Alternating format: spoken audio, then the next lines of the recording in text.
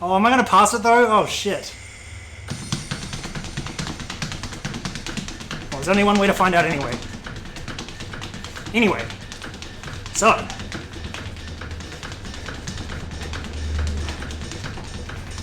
me and my buddy Steve, we are scientists. And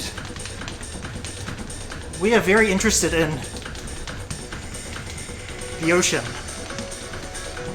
We are very interested in marine biology.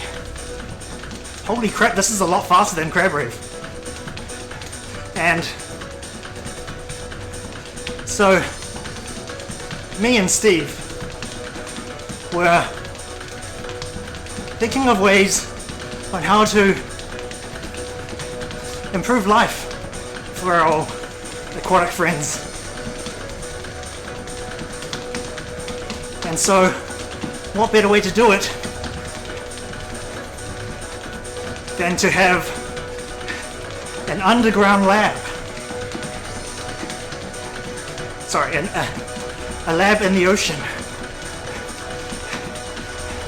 So, me and my buddy Steve decided to make an underground lab where we could hang out with our fish buddies and do research all the time. One would say we are under the sea. And so we started building our underground laboratory with a lot of help from my friend Sally and Chad. And then once we had finished it, we needed help from a plasterer, a friend who needed to do the plastering. Turns out I know a guy. He is on another level when it comes to plastering. And so we made, holy crap, 512 meters?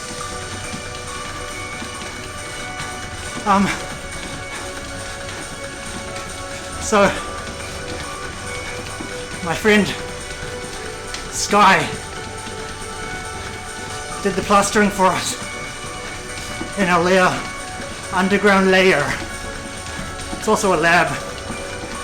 And so me and Steve worked there day in, day out. And we were trying to find the solution to global warming. Because there's all this plastic in the ocean and it's rising the sea level. It's making the sea very hot and it's killing off all the wildlife in the sea. And so me and Steve set out to do just that.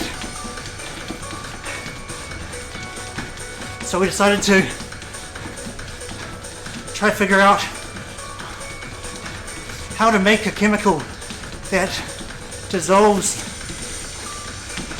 the plastic that's in the water, so we can lower the sea level and lower the average temperature in the water so that our sea friends can survive and thrive. You know,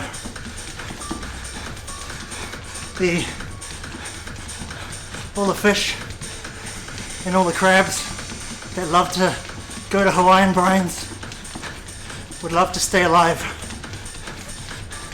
But as we heard earlier in our previous episode,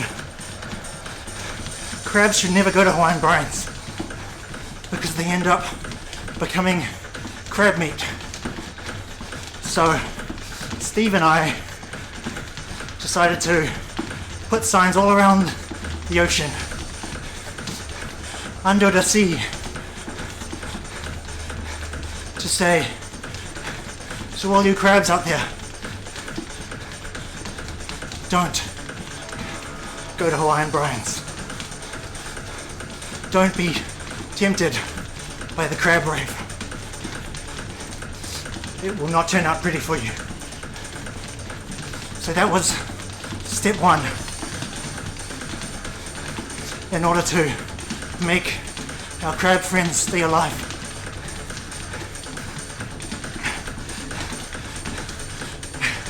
And so afterwards, we started making a chemical that dissolved plastic. But not only that, we need to make it not harmful to the aquatic life. So that took a lot of patience, a lot of willpower. Holy crap, I'm not even halfway. And this is going to be a long story.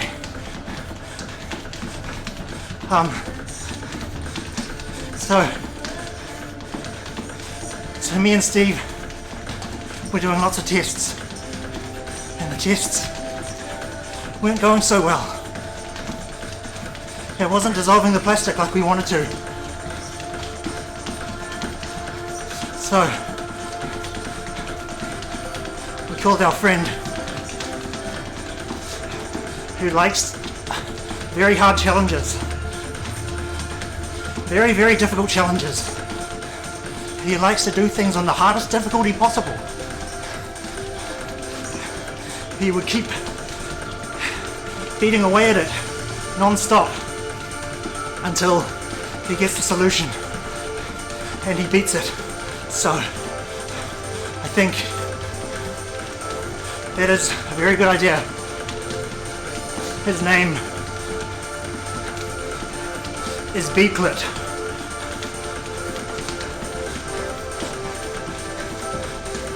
He agreed to help us on this project because he too loves marine wildlife, and he also loves being under the sea. So he came with us down to the lab, and we were having a good old time. He tried many things, and they kept not working for some reason. But Beaklet never gives up. He will keep trying and trying and trying until he gets a solution. And that's how I know we chose the right person. Anyway, we were doing a lot of work in the Oceanlab, and I think we finally came up with a solution. We did our preliminary tests,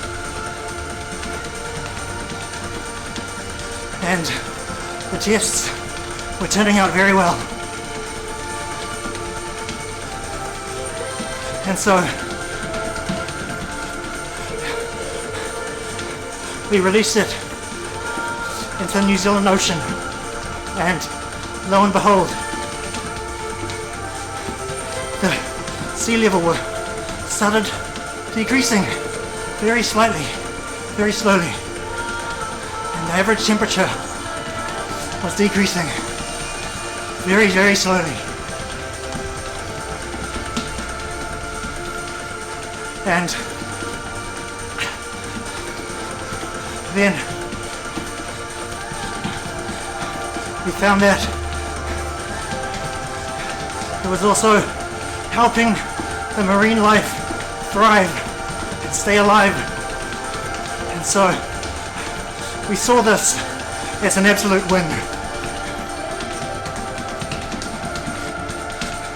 And so we started selling it very cheap to other countries and other laboratories around the world. And then the sea level globally started to decrease for the first time in forever. President Donald Trump kept saying that it was his credit and he's the one that did it. He's the one that paid for it and everything. But nobody believed him.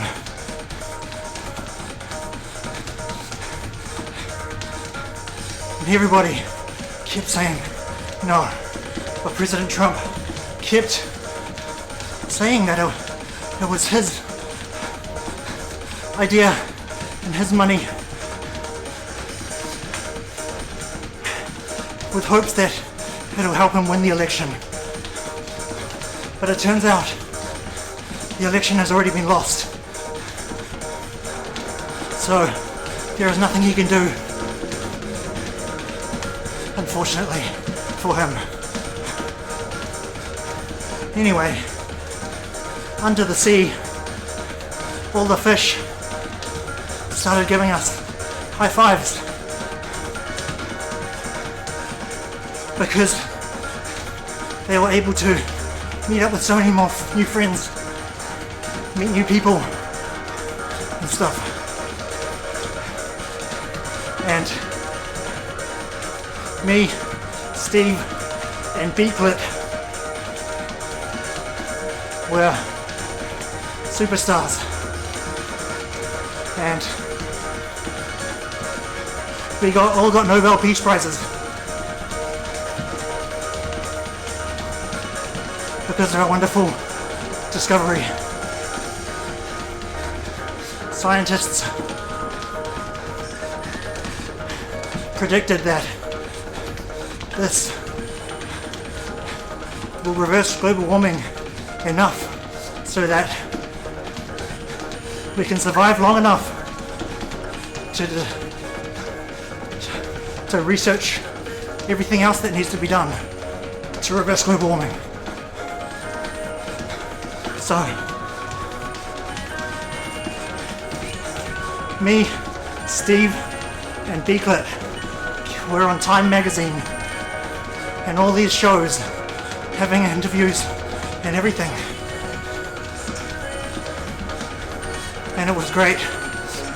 We were really busy with interviews and everything.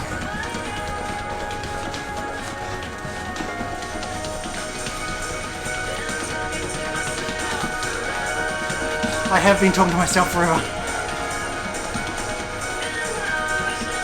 And then what happened with myself and Beaklet and Steve, we were tasked with the goal of reversing global warming outside as well, not just under the sea. And everybody clapped,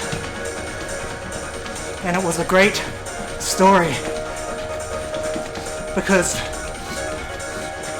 we did a lot of research in our underground lab under the sea because we had made so many friends under the sea.